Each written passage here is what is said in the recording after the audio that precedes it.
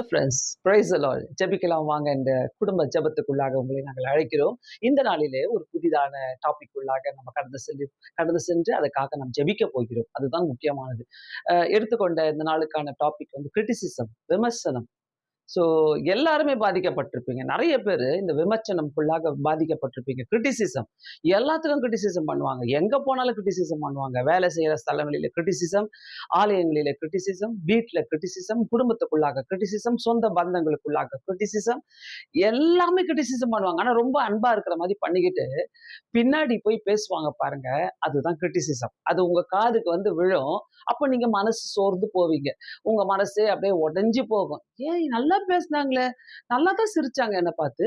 எதுக்கு அப்படி அவங்க பேசிட்டு போனாங்க? எதுக்கு அவங்க நேரா வந்து சொல்லியிருக்கலாமே! இப்படிலாம் நீங்க யோசிப்பீங்க. அவங்கள பத்தி நீங்க தப்பா யோசிச்சிருக்க மாட்டீங்க. அதனால எப்பவுமே நெனச்சுக்கங்க, ஒரு கூட்டத்துல ஒருத்தர் உங்கள பத்தி பேசுறாங்கன்னாக்கா, நீங்க வளர்றீங்கன்னு அர்த்தம். கூட்டமே உங்கள பத்தி பேசுதுனாக்கா, நீங்க வளர்ந்துட்டீங்கன்னு அர்த்தம். அதனால யார் உங்கள கிரிட்டிசிசம் பண்ணாலும், இந்த காதுல வாங்கி அந்த காதுல விடுங்க. ஒரு குழந்தைய பார்க்க போனா, அந்த குழந்தைய பத்தி கிரிட்டிசிசம் பண்ணுது. ஒரு குடும்பத்த பார்க்க போனா, ஒரு குடும்பத்த பத்தி கிரிட்டிசிசம் பண்ணுது. ஒரு வீடு கட்டியிருப்பாங்க. கிரகப்பிரவேசத்துக்கு கூப்ட்டுருப்பாங்க. அந்த கிரகப்பிரவேசத்துக்கு போனா, அந்த வீட்ட பத்தி அவங்க எவ்ளோ கஷ்டப்பட்டு லோன் வாங்கி, அத வாங்கி, இத வாங்கி எல்லாத்தையும் பாத்து, அவங்க பாடுபட்டு கட்டியிருப்பாங்க. ஆனா, அந்த வீட்ல பாரு, இந்த கபோர்டு இங்க இல்ல பாரு, நல்லாவே இல்ல பாரு. அந்த கதவ பாரு நல்லாவே இல்ல. இந்த பெயிண்ட் பாரு எப்படி அடிச்சிருக்கிறாங்க. இப்படிதான் பேசுவாங்க நெறைய பேரு. ஸோ, இந்த கிரிட்டிசிசம் பண்றவங்க, உங்கள பத்தி குறை சொல்றவங்க, உங்கள பத்தி பேசுறவங்க, உங்களுக்கு தேவையா? இல்லையான்றத நீங்க முடிவு பண்ணுங்க. இன்னொன்னு பார்த்தீங்கன்னாக்கா, அ இவங்கெல்லாம் நம்மள பத்தி பேசி ஒரு ஃப்ரீ அட்வர்டைஸ்மென்ட் குடுக்குறாங்க. ஒரு ஃப்ரீயா நம்மள பத்தி ஃப்ரீயா ஒரு விமர்சனம் சொல்லி அங்க நம்மள பரப்பி விடுறாங்க. அவ்வளவுதான். ஃப்ரீ அட்வர்டைஸ்மென்ட் நெனச்சுக்கங்க. ஆனா இயேசுசாமி கூட இத பத்திலாம் நெறைய பேசியிருக்கிறாரு. முக்கியமா பார்த்தீங்கன்னாக்கா, மத்தேயு 10:14 எவனாகிலும் உங்களை ஏற்றுக்கொள்ளாமலும், உங்கள் வார்த்தைகளை கேளாமலும் போனால், அந்த வீட்டையாவது, பட்டணத்தையாவது விட்டுவிட்டு அ விட்டு புறப்படும்போது, உங்கள் கால்களில் படித்த தூசியை உதறி விடுவான். உதறி போடுங்கள். ஷேக் இட் ஆஃப். ரொம்ப சூப்பரான வார்த்தை இங்கிலீஷ்ல. ஷேக் இட் ஆஃப். உதறி போடுங்கள். அந்த வீட்டுடைய கால் தூசி கூட உங்களுக்கு வேண்டான்ற. ஒருத்தர பத்தி கிரிட்டிசிசம் பண்றதுக்கு நீங்க யார்? First of all. நீங்க யாரு? எதுக்காக கிரிட்டிசிசம் பண்றீங்க? உங்கள கேட்டாங்களா அவங்க? ஏதாவது இருந்தா சொல்லுங்க, குறைகள் இருந்தா சொல்லுங்கன்னு கேட்டாங்களா? இல்லையே. நீங்க அவங்களுடைய ட்ரெஸ்ஸ பத்தி, அவங்களுடைய காதுல போட்டுக்கிற கம்மல பத்தி, அவங்களுடைய அவங்களுடைய ஃபுல் மேக்கப் பத்தி, அவங்க லிப்ஸ்டிக் போட்டா என்ன? போடலன்னா என்ன? உங்களுக்கு வேணும்னா போட்டுக்கங்க. உங்களுக்கு வேணும்னா செஞ்சுக்கங்க. ஏன் மற்றவங்கள நீங்க கிரிட்டிசைஸ் பண்றீங்க?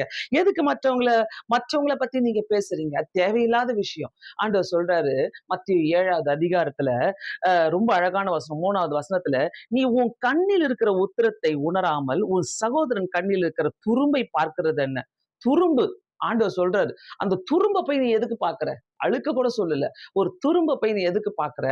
பார்க்காத" அப்படின்றார். அதே மாரி அந்த 1வது வசனத்துல 7வது அதிகாரம் மத்தேயு 1வது வசனத்துல, "நீங்கள் குற்றவாளிகள் என்று தீர்க்கப்படாதபடிக்கு மற்றவர்களை குற்றவாளிகள் என்று தீர்க்கப்படாதிருப்பீர்களாக."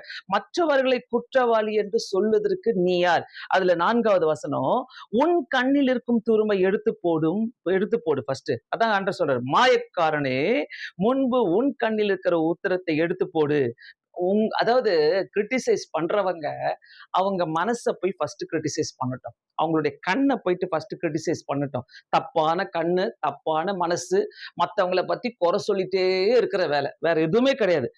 நல்ல இன்னொன்னு பார்த்தீங்கன்னாக்கா, இப்பல்லாம் நம்மளுக்கு நம்ம நெறைய காரியங்கள ஸ்டேட்டஸ்ல போடுவோம். அதாவது ஃபோட்டோஸ் போடுவோம், எல்லாத்தையும் போடுவோம். அந்த வாட்ஸ்அப் ஸ்டேட்டஸ நோண்டி பார்ப்பாங்க. எப்படி இருக்குது? யார் இருக்கிறா? என்ன பண்ணியிருக்கிறாங்க? அந்த அந்த ஸ்டேட்டஸ தூக்கி ஒரு 10 பேருக்கு அனுப்பி வைப்பான். "பாத்தியா? அவங்க எப்படி ஸ்டேட்டஸ் போட்டிருக்காங்க பாத்தியா?" அப்படின்ட்டு இப்படிலாம் பேசி நம்மள கிரிட்டிசைஸ் பண்ணுவாங்க. கவலையே படாதீங்க. நீங்க இதனால பாதிக்கப்பட்டுருக்கிறீங்கனாக்கா, கவலையே படாதீங்க. உங்க முகத்த பார்த்து, உங்களுடைய உங்களுடைய தேவைய பார்த்து, உங்களுடைய எல்லா எல்லா வளர்ச்சிய பார்த்து, ஒ அவங்களால பேச முடியாது. அவங்களால எதுவுமே செய்ய முடியாது. கிரிட்டிசைஸ் பண்றவங்க எப்பவுமே ஒரு மூலையில தான் இருப்பாங்க. எங்கேயோ ஒரு மூலையில பதுங்கிட்டு அவங்கள போயிட்டு ஒரு பிரசங்கம் பண்ண சொல்லுங்க, ஒரு வார்த்தை பேசத் தெரியாது. ஒரு ஒரு ஒரு வசனத்த எடுத்து பேசக்கூட முடியாது அவங்களால. ஆனா கிரிட்டிசைஸ் பண்ணுவாங்க. கொஞ்சம் யோசிங்க. எல்லாரையும் பார்த்து கிரிட்டிசைஸ் பண்ணுவாங்க. என்ன ட்ரெஸ் போட்டுருக்கிற, என்ன சாரி கலர் கட்டியிருக்கிறீங்க, என்ன ஷர்ட் போட்டிருக்கிறீங்க, உங்க ஹேர் ஸ்டைல் எப்படி இருக்குது, எல்லாமே கிரிட்டிசைஸ் பண்ணிக்கிட்டே இருப்பாங்க. இந்த காதுல வாங்கி அந்த காதுல விடுங்க. ஒண்ணுமே அதுக்கு நீங்க பதிலே சொல்லாதீங்க.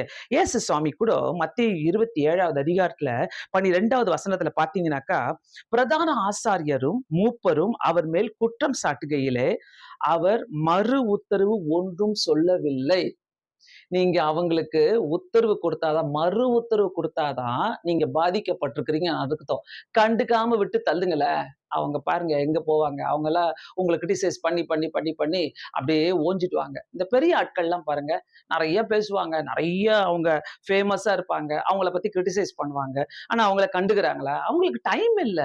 அவங்களுக்கு சுத்தமா டைம் இல்ல. அத பத்தி யோசிக்க கூட அவங்க எழுதுற கிரிட்டிசிசம் பத்தி அந்த எழுதுறத படிக்க கூட டைம் இருக்காது. ஆண்டவர் என்ன பண்றாரு, அந்த பிரதான ஆசாரியர் அவ்ளோ பெரிய ஆட்கள் மத்தியில போய் நிக்கிறாரு ஆண்டவர். அவர கொண்டு போய் இழுத்துட்டு போய் வைக்கிறாங்க. ஆனா ஆண்டவரு மறு உத்தரவு ஒன்றும் சொல்லவில்லை. சொல்லியிருக்கலாமே ஆண்டவரு. ஏன் சொல்லல? ஆண்டவருக்கு என்ன பதில் சொல்ல தெரியாதா? இல்ல நீங்க கிரிட்டிசிசம் பண்றீங்களே, அவங்களுக்கு என்ன பதில் சொல்ல தெரியாதா? இல்லையே. அவங்களுக்கு நல்லா பதில் சொல்ல தெரியுமே. ஆனா உங்களெல்லாம் ஒரு மதிச்சு, உங்களுக்கெல்லாம் ஒரு மதிப்ப குடுத்து, உங்க பேச்சுக்கெல்லாம் ஒரு மதிப்பு குடுத்து பதில் சொல்லிட்டு இருந்தா, அப்புறம் அவங்கலாம் எப்படி முன்னேறுவாங்க? கொஞ்சம் யோசித்துக்கங்க. கிரிட்டிசிசம் பண்றவங்க, மத்தவங்களையே பார்த்துட்டு இருக்கிறவங்க, நீங்க முன்னேறல, மத்தவங்கள முன்னேத்தி விட்டுட்டு இருக்கிறீங்கன்றது ஒரு அர்த்தம். சோ, இதனால மற்றவங்கள குற்றவாளி என்று தீர்க்காதிருப்பாயாக. எல்லார் வீட்ட பத்தி கிரிட்டிசிசம் பண்றது, எல்லா ஊழியக்காரங்கள பத்தி கிரிட்டிசிசம் பண்றது. ஊழியக்காரங்கள பத்தி பயங்கரமா கிரிட்டிசிசம் பண்ணுவாங்க. அவங்க பாரு இத பண்றாங்க, அத பண்றாங்க, இத செய்றாங்க, அத செய்றாங்க.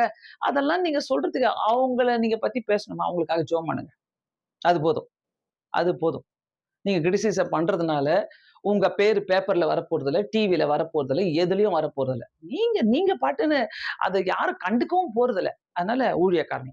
ஏன் பைபிள்ல இருக்குது. மோசேய பத்தி, யோசுவாவ பத்தி, யோசேப்ப பத்தி, தானியேல பத்தி, எஸ்தர பத்தி, நெகேமியாவ பத்தி, இன்னும் அநேகர் இருக்கிறாங்க. இவங்கள எல்லாருமே கூட இருந்தவங்கள கிரிட்டிசிசம் பண்ணாங்க. அவங்கலாம் பயந்துட்டாங்களா? அவங்க வேலைய, ஆண்டவருடைய வேலைய அவங்க முடிச்சாங்க. அவங்க யாரும் பயப்படல. அவங்க தொடர்ந்து கர்த்தருடைய பலத்தோடு முன்னேறுனாங்க. கர்த்தருடைய பலத்தோடு ஜெயிச்சாங்க. கர்த்தருடைய பலத்தோடு எல்லாத்தையும் அவங்க தூக்கி எறிஞ்சாங்க. எதுக்கும் பயப்படல. எதுக்குமே பயப்படல. ஸோ இன்னொன்னு பார்த்தீங்கன்னாக்கா, குட் கிரிட்டிசிசம், பேட் கிரிட்டிசிசம் 2மே இருக்குது. Good criticism is well taken. நீங்க பண்றீங்களா? நீங்க உண்மையாவே போய் குட் கிரிட்டிசிசம் பண்றீங்கன்னா, அவங்களுடைய முன்னேற்றத்துக்காக நான் இத சொல்றேன், இத கேட்டுக்கிறீங்களா? மேபி எ சஜஷன் சொல்லிட்டு குடுப்பீங்க. Bad criticism always you do it at the back. நீங்க பின்னாடி தான் செய்வீங்க. அதனால கொஞ்சம் யோசிக்கலாம். கிரிட்டிசிசம் வாங்குறவங்க, உங்க காதுல கேட்கிறவங்க, இந்த செய்தி உங்களுக்கு ரொம்ப சந்தோஷமா இருக்கும் என்று நினைக்கிறேன். உங்க ஸ்டேட்டஸ்ல இத இந்த இந்த இந்த தொகுப்ப போட்டுக்கங்க. ரொம்ப இன்ட்ரெஸ்ட்டா இருக்கும். கேட்கிறவங்க கேட்டுக்கிட்டே இருக்கட்டும். ஏன்னாக்கா, உண்மையாகவே எனக்கு ஒரு புடிச்சமான வார்த்தை என்னன்னாக்கா, how did Jesus handle criticism? எப்படி இயேசுசாமி கிரிட்டிசிசத்த ஹேண்டில் பண்ணார்? ஒரே வார்த்தையில ஹேண்டில் பண்ணார். ஷேக் இட் ஆஃப். வேற ஒண்ணுமே இல்ல. ஷேக் இட் ஆஃப். அந்த தூசிய உதறி போட்டு வாங்க. ஜெபிக்கலாமா? கண்டிப்பா இந்த செய்தி நெறைய பேருக்கு பாதிக்கப்பட்டவர்களுக்கெல்லாம் இந்த செய்தி ரொம்ப பிரயோஜனமாக இருந்திருக்கும். இந்த கிரிட்டிசிசம் பண்றவங்க கொஞ்சம் உங்கள பத்தி யோசிங்க. உங்கள பத்தி எத்தன பேர் பின்னாடி பேசுறாங்களோ தெரியல. அவங்கவங்க அழக பார்த்துக்கிட்டு போனா நல்லா இருக்கும். ஒரு தமிழ்ல ஒரு சேயிங் இருக்குது. என்னன்னாக்கா, "மலைய பார்த்து யாரு கொலைப்பா? நாய் தான் கொலைச்சிட்டு இருக்கு. அதுக்கு மலைன்னு தெரியாது." அதனால இதையும் நீங்க யோசிக்கிறது நல்லது. Best answer is shake it off. கண்களை மூடி ஜெபிப்போம்.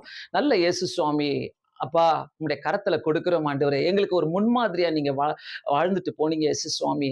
அந்த அந்த பிரதான ஆசாரியர்களும், மூப்பர்களும் உங்களை ஆண்டவரே எவ்ளோ ஆண்டவரே கிரிட்டிசிசம் பண்ணும்போது நீங்க மறு உத்தரவு ஒன்றும் கொடுக்கவில்லை ஆண்டவரே. அந்த மாதிரி ஆண்டவரே எண்ணங்களை எங்களுக்கும் தாங்க. அந்த மாதிரி தான் நாங்க வாழணும்னு ஆசைப்படுறோம் ஆண்டவரே. இன்னொரு வார்த்தைய நீங்க குடுத்துட்டு போயிருக்கிறீங்க ஆண்டவரே. ஷேக் இட் ஆஃப். உதறி தள்ளி போடுங்க. அப்படின்ட்டு அந்த தூசிய கூட உதறி போடுங்கள் என்று சொன்னீங்க ஆண்டவரே. அதுக்காக நன்றி இயேசப்பா. இந்த நேரத்துல நான் ஜெபிக்கிறேன். பாதிக்கப்பட்டவர்களுக்காக ஜெபிக்கிறேன். முக்கியமா ஊழியக்காரர்களுக்காக ஜெபிக்கிறேன். முக்கியமாக அவருடைய பிள்ளைகளுக்காக ஜெபிக்கிறேன். விசுவாசிகளுக்காக ஜெபிக்கிறேன். ஆலயங்களில கிரிட்டிசிசம் தாங்க முடியாம ஆண்டவரே தங்களுடைய ஊழியத்தை விட்டுட்டு வெளியே இருக்கிறவங்களுக்காக நான் ஜெபிக்கிறேன் ஆண்டவரே. ஏசப்பா நீர் போதுமானவரா இருங்க. வேலை செய்யற ஸ்தலங்களில கிரிட்டிசிசம் ஆண்டவரே, எவ்வளோ கிரிட்டிசிசம் வந்தாலும் ஒருவேளை அவங்களுடைய பர்சனாலிட்டியை பத்தி, அவருடைய வார்த்தைகளை பத்தி, அவர்களுடைய எண்ணங்களை குறித்து, அவருடைய ஐடியாஸ் குறித்து கிரிட்டிசைஸ் பண்ற ஒருத்தருக்கும் கர்த்தர் கூட இருங்க ஆண்டவரே. நாங்க இந்த காதுல வாங்கி அந்த காதுல விடுகிறோம் ஆண்டவரே. இது தேவையில்லாத விஷயம் ஆண்டவரே. அப்படிப்பட்டவர்களெல்லாம் நீங்க சந்திங்கப்பா. இயேசு சுவாமி மட்டும்தான் நீங்க சந்திக்க முடியும் ஆண்டவரே. இப்படி கிரிட்டிசிசம் பண்றவங்களுக்காக நாங்க நன்றி செலுத்துகிறோம் ஆண்டவரே. அதனால நாங்க எங்களை இன்னும் வளர்க்க முடியும் ஆண்டவரே. உமக்கு நன்றி செலுத்துகிறோம் அப்பா. இந்த ஜெபங்கள் யாரெல்லாம் பாதிக்கப்பட்டுகிறார்களோ அவங்கள தொடுங்க. ஆறுதலா நீங்க இருங்க இயேசு சுவாமி. இன்னும் அதிகமாய் உமக்காக அவங்க வளர உதவி செய்யுங்க. இயேசுவின் நாமத்தினாலே வேண்டிக் கொள்கிறேன் பிதாவே. ஆமென். முக்கியமாக இந்த வார்த்தைகள் பார்த்தீங்கன்னாக்கா, நம்ப அவங்க கிரிட்டிசிசம் பண்றது ரொம்ப நல்லதுன்னு எடுத்துக்கங்க. இது நம்ம வளர்ச்சிக்கு ஒரு காரணமா இருக்குது. நம்ம இன்னும் வளருவோம். நம்ம அதெல்லாம் கவலைப்படுறதுக்கு டைமே இல்ல. இந்த செய்தி உங்களுக்கு பிரயோஜனமா இருந்திருந்தால் சப்ஸ்கிரைப் பண்ணுங்க. தயவுசெய்து நீங்க நீங்க அத செய்யுங்க. அது உங்களுக்கு பிரயோஜனமாக இருக்கும் என்பதை நான் விசுவாசிக்கிறேன். இன்னும் ஒரு புதிதான டாபிக்கோடு உங்களை நான் மீட் பண்றேன். நம்ம எல்லாரும் சேர்ந்து ஜெபிக்கலாம். God bless you all. Thank you so much.